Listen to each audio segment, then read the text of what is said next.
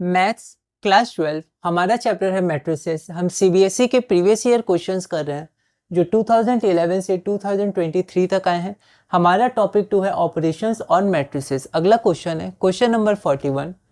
If matrix A is equal to this and A square is equal to P A then write the value of P. यह question all India 2013 में 1 mark का पूछा गया था। एक बार आप इसे ट्राई करिए, फिर हम आगे बढ़ते हैं।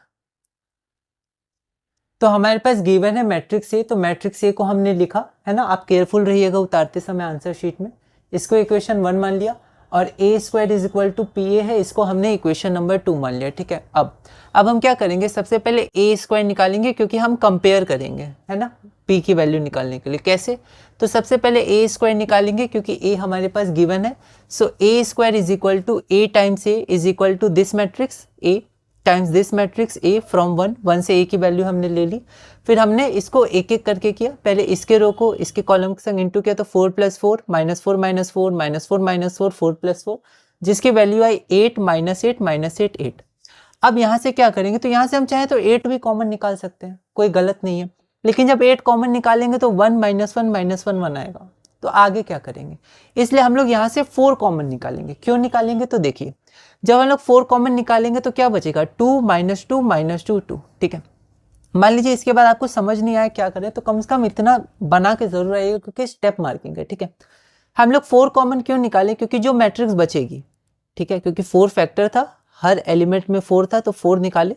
अब जो मैट्रिक्स बची, ध्यान दीजिए मैट्रिक्स ए है। ठीक है, तो यहाँ हम लोग 4a लिख सकते हैं फ्रॉम 1 इक्वेशन 1 से। ठीक है, तो अब हम क्या लिख सकते हैं कि ए स्क्वायर, ये ए स्क्वायर ही था तो A square is equal to 4a। Okay, तो हमने लिखा this implies that A square is equal to 4a equation 3। अब इक्वेशन 2 में जरा देखिए, A square is equal to P A है और यहाँ A square is equal to 4a है। अगर कंपेयर करिएगा तो ए स्क्वायर ए तो p 4 के बराबर होना चाहिए। तो comparing equation 3 with equation 2 we get p is equal to 4 और हमें p की वैल्यू चाहिए थी, जो हमारा आंसर आ गया 4। So the required answer is 4।